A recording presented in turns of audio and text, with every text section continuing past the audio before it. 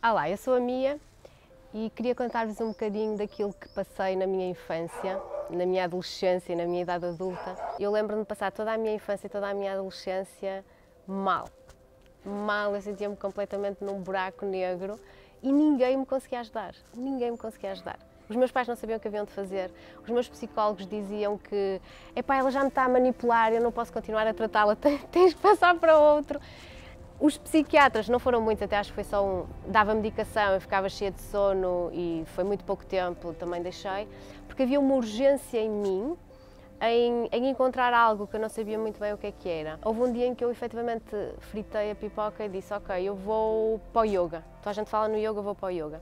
E fui para o yoga e comecei a fazer meditação, porque até lá tinha a minha melhor amiga, imensa gente dizia medita, medita, medita. Eu achava uma seca, eu ficava ansiosa só de imaginar. Então, isso tem que se desbloquear, efetivamente, experimentando a prática e entendendo que isso é um preconceito, tem que se ressignificar a meditação. Mas pronto, eu fui, comecei com as posturas de yoga, comecei com a meditação e o que aconteceu tecnicamente, eu hoje sei, é que eu elevei a vibração.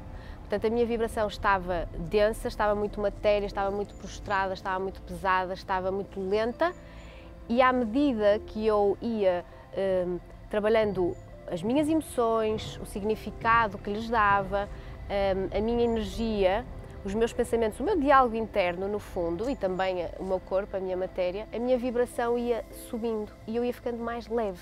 E toda essa densidade e toda essa culpa, porque todos trazemos culpa e isto é uma das coisas que no método se faz logo, que é limpar a culpa, foi-se diluindo, foi-se dissipando e no seu lugar surgiam bons momentos, bons pensamentos que traziam boas emoções e boas emoções que traziam bons pensamentos.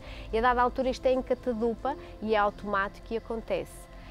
A primeira coisa que as pessoas têm que fazer quando não se estão a sentir bem é procurar uma destas ferramentas e procurar em si internamente a força para acreditar, nem que seja um nanosegundo, que aquilo as vai ajudar. E esse nanosegundo vai fazer toda a diferença.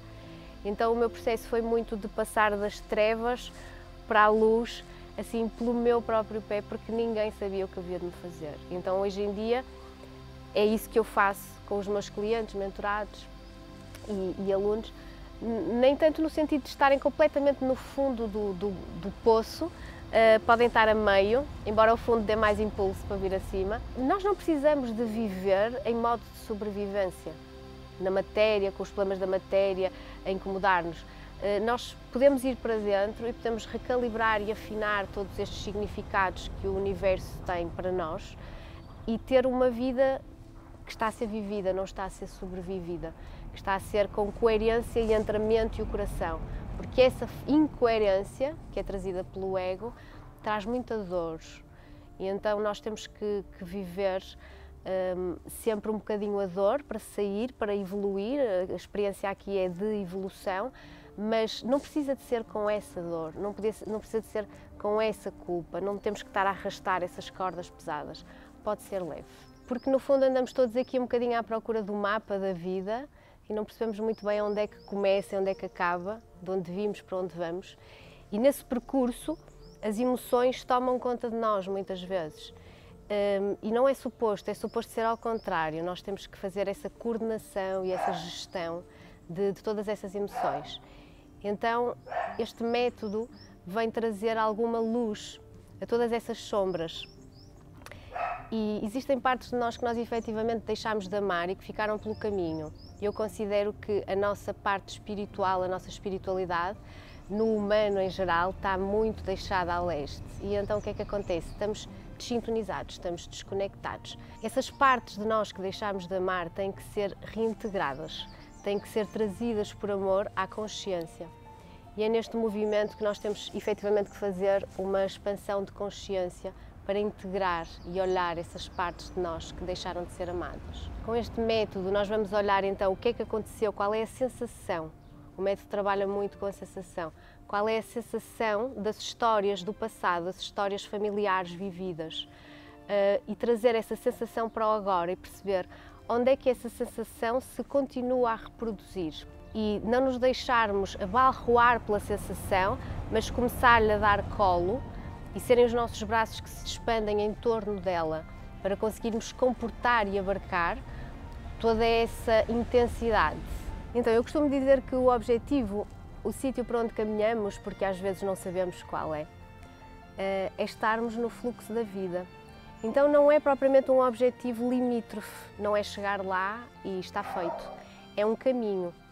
A vida na Terra é um caminho de experiência em que temos que ir fluindo com a vida, como se fôssemos um canal de água. E ultimamente o ser humano está a apresentar muito atrito a tudo aquilo que se lhe apresenta. Tudo o que está à roda parece nefasto, porque o ser humano está-se a entregar à matéria. Então a matéria começa a vir por cima de nós e a espiritualidade está cada vez mais esvagada. A maioria das vezes o que acontece quando essa parte de nós, que é a espiritualidade, não está a ser integrada, vai haver uma sinalização física, vai haver uma doença na nossa matéria, na nossa terra, no nosso corpo. Então muitas vezes andamos perdidos e não sabemos efetivamente onde é que nós queremos chegar, qual é o destino. E esse é o verdadeiro problema, não há um destino, não há um lugar onde chegar, há um caminho para se fazer.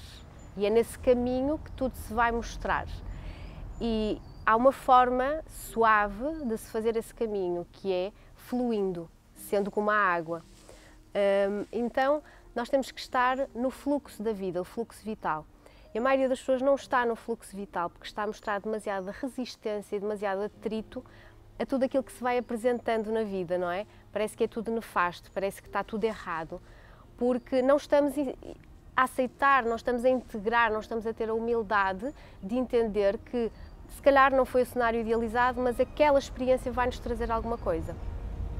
Quando nós resgatamos a nossa espiritualidade e quando nós estamos simplesmente a ser, porque nós somos ser humano, não somos ter humano, nós conseguimos abarcar todas essas qualidades da nossa essência e estamos inteiros. E se estivermos inteiros, tudo flui. Então o objetivo aqui é estarmos no fluxo da vida, termos yin e termos yang, estas duas energias precisam de ser bem equilibradas, para não sinalizar no corpo, na nossa terra, uma doença. E eu gosto de trazer a espiritualidade na prática, porque a espiritualidade não tem que ser algo do género não comemos carne, não bebemos vinho e não dizemos palavrões. A espiritualidade não é nada disso.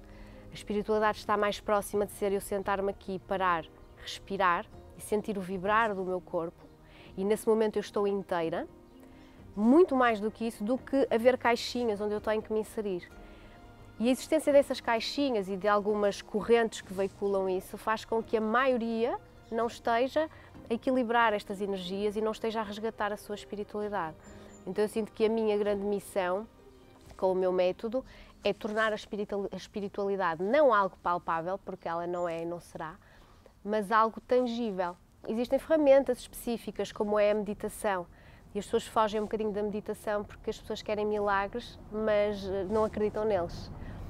Eu diria que o segredo de tudo isto, e para entrarmos no fluxo da vida, está muito relacionado com a fé e é acreditar. Porque quando nós acreditamos que algo nos vai fazer bem, efetivamente faz. E quando nós não acreditamos, efetivamente não acontece. Então nós somos efetivamente magos encarnados e temos o poder da intenção através do coração. É uma força humana que tem que ser resgatada, tem que ser integrada e tem que ser começada a viralizar, porque é aí que nós somos maiores do que a nossa mente, maiores do que o nosso corpo. E é essa expansão de consciência que se preconiza através da espiritualidade na prática.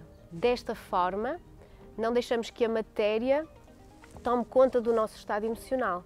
Até porque as emoções são matéria, as emoções estão dentro de nós, mas são extra-espírito. Nós precisamos de ser nós a definir o que é que acontece na matéria e a co-criar. Para isso acontecer tem que haver uma certa plenitude e essa plenitude só é conseguida estando no fluxo da vida. Então no fundo é simples, porque sem grande julgamento e sem grande atrito, conforme as experiências que se vão mostrando, nós experimentamos fluir.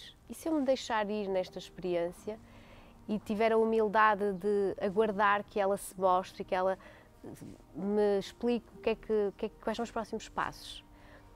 Porque o livre-arbítrio não é assim tão grande, então se nós fluirmos é mais simples do que estarmos a criar esse atrito que nos atrasa, que nos demora e que nos retira a vitalidade.